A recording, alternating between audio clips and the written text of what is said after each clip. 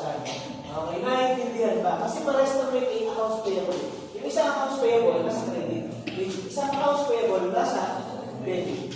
Kasi dito, utang. Dito, nagbayad ng utang. So, naiintindihan ba ito sa liabilities natin? Okay, ang ano niya, ang normal balance niya ay credit side. Okay, credit side. Ang tawag pala sa lantong transaction ay isang debit, isang credit, ay simple entry. Okay? Meron tayong tinatawag na compound entries. Bibigyan ko kayo ng compound entry. Example ng compound entry. Ang ibig sabihin ng compound entry is two or more accounts na affected. Pwede dalawang credit, isang debit. Ano napapansin nyo? Dito sa January 2. Okay. Dito, may plus, saka minus. Eh, pa ano to, may plus na, di ba? Nagdala yung price natin, plus na parehas. No? Parehas plus yan. Parehas may debit credit. Eto, parehas minus. Pero parehas na may debit at credit. Bawal na kasi mag-post o mag-record sa Jordan ng parehas debit lang. Dapat ay ang rule number 4 natin, titignan kung balance. Okay. So, bibigyan ko kayo sa example na compound entry.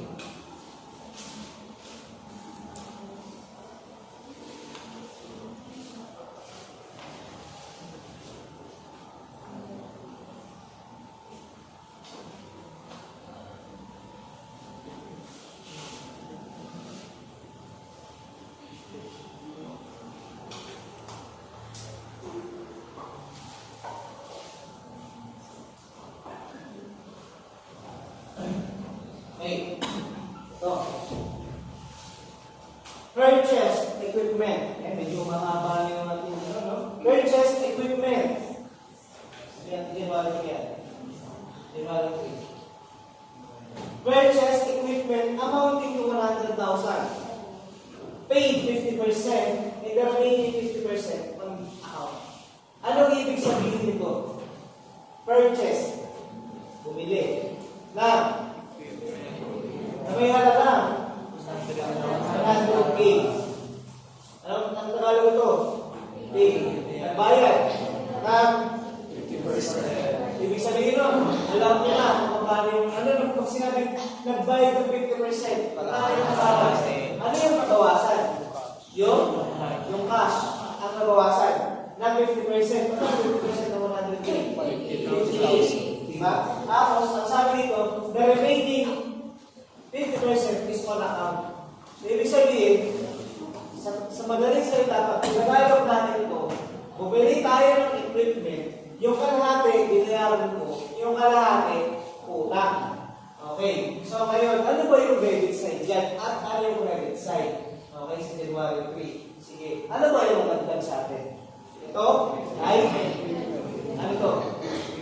Ito ay, asset liabilities. Assets. Nagdagdagan ba ng assets? Saan? Nag-record? Debits. Ilalagay natin equipment. Magkano? 100,000 equipment. Diba?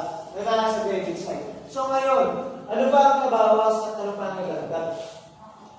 Okay, nabawas mo sa atin? Ano yung nabawas? Yung cash and assets. Tingin tayo sa normal balance ng assets kung nadagdagan sa record. Sa credit side. So ang cash ay nasa credit na magkano? 50,000. Okay. Ang tanong, balance ba yung dalawang yan? Kulang pa ng isa. Ano ba magdagdag pa sa atin? Liabilities kasi nagkaroon tayo ng utang. No? Diba? May utang tayo. So ang utang natin is accounts payable mo rin ito. Accounts payable, nadagdagan ba ako nabawasan? Nadagdagan. Diba? Nadagdagan yung ating utang sa ating yung record. Sa credit. Accounts payable, 50. Okay. Ito example ng compounding entry. Yung isang debit, dalawang credit. O pwede dalawang debit, isang credit. Pero dapat ay balance. Okay, naiintindihan to? Okay. So, yun. Nakakuha naman. Nakakuha ba? Yes, sir. Okay. Okay, next. Capital. Matami na ba? Hindi, ngayon ang pag-wait ka ganito. Kasi pag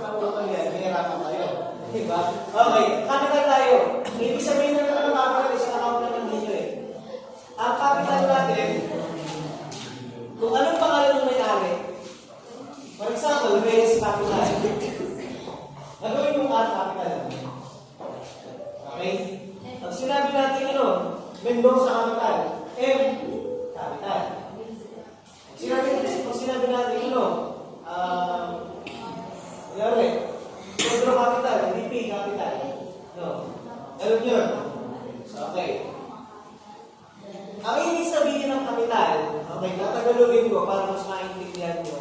Ano ba yung kapital? Ito ay yung kahit anong bagay o pera na nilalagay ng may-ari sa negosyo galing sa sarili niya.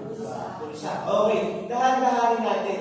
Ito ay pera or pag-aari o kahit ano sa mga yan na assets na nilagay ng may-ari sa negosyo mula sa sarili niya.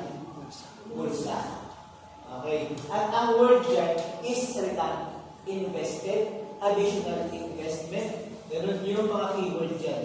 Okay. Yung drawings naman, ang ibig sabihin ng mga drawings, may ibang term tayo sa drawings. Meron tayong natawag na withdrawal, personal, tsaka drawings. Okay. Pero dito, pag nagamit mo na yung isa as drawings, yun yung gagamitin mo ng pagtulog.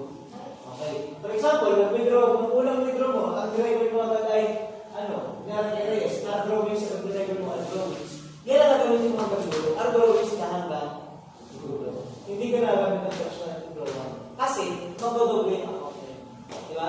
Isa lang naman ang ibig sabihin. So, okay. Ano naman yung drawings? Ang drawings ay kahit anong assets ng business or pera ng business na kinukuha ulit ng may-ari para sa pangsarili niya, kapakanan, pangsarili niya, interest. Ganun lang yung sa drawings. Okay, ano yung capital? Ito yung mga assets na nilalagay ng may-ari mula sa sarili bulsa. Etong drawings is yung kinukuha ng may-ari mula sa negosyo para sa sarili niya, interest. Okay, ngayon, magbibigay tayo ng example. Pero bago yun, ang normal balance ng capital, pag nagagdagan ng capital, is credit. Ngayon, dito. Ngayon. And then, yung withdrawal, pag nag-withdraw yan, sa debit po ilalagay. At may sariling account yan, anong account? Drawings, personal account, withdrawal. Okay. Dito, para mas madali yung maintindihan, yung asset at liabilities, lagi yung hindi magkatulad, magkasalamat yan. Ganon din si capital at withdrawal. Okay? So, ngayon, example. Tsaka pala, ito ay konting tips lang. Sa accounting, syempre, basic accounting pala naman tayo. Ang laging kauna-una ang transaction dito is capital. Capital. Kasi paano ka mag-ooperate kung wala kang pera? Diba? Kailangan mo muna may pera sa business. So, kauna-unahan natin sa isa, January 1 lagi o May 1, ano yan? Nag-start pa lang ng business, ang laging transaction is capital agad. So, kay January 1. Ang January 1 natin, for example, Lopez started a farmer's business and invested 500,000 cash. Okay. Ngayon, ang tanong, sa January 1, ano ba ang nangyari dito? Ano ba ang nalagdag sa akin? Parehas bang plus? May plus at minus ba? Ano nangyari? Okay, basahin natin. Si Lopez daw ay nagsimulang gumawa ng car wash business. Okay, at nag-invest. Ang ibig sabihin na invest, capital. Kasi yan ay dahil sa sarili niya, bulsa, na nilagay niya sa negosyo. Na magkano? 500,000. Na cash. So, okay. Ano ang debit sa dito? Ano nalagdag sa atin?